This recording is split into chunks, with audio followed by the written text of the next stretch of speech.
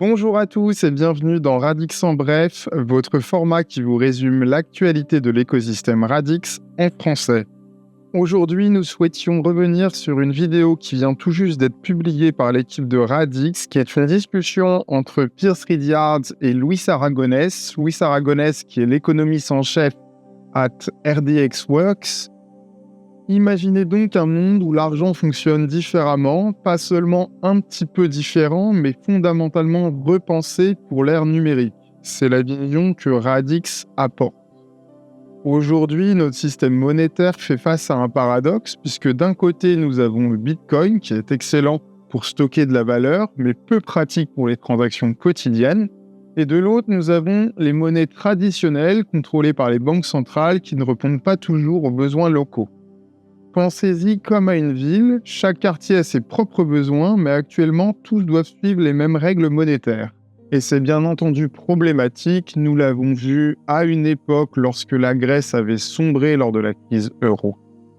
C'est là que Radix entre en jeu. Cette technologie n'est pas qu'une simple blockchain de plus, nous l'avons déjà mentionné plusieurs fois, c'est une infrastructure complète qui est conçue pour supporter l'économie du futur. Comment ?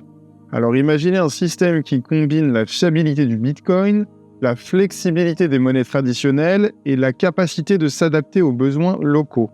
Et le tout de manière décentralisée et à grande échelle. Pour cela, Radix apporte 3 innovations majeures. En premier lieu, la capacité de gérer des millions de transactions simultanées. Ça a déjà été prouvé, nous l'avons discuté dans la précédente vidéo. En second lieu, la possibilité de créer des systèmes monétaires qui sont adaptés aux besoins locaux. Et enfin, en troisième lieu, une architecture qui permet des transactions complexes sans perdre en efficacité, ce qui est très important également. Concrètement, qu'est-ce que cela signifie pour vous ? Ça signifie des transactions qui sont plus rapides et moins coûteuses, des services financiers qui sont plus accessibles, et surtout un système monétaire qui s'adapte à vos besoins plutôt que l'inverse. En conclusion, nous sommes dans un moment crucial de l'histoire de la monnaie, comparable aux accords de Bretton Woods qui ont façonné notre système financier actuel. Je vous invite à aller réviser vos cours d'histoire, c'est fascinant.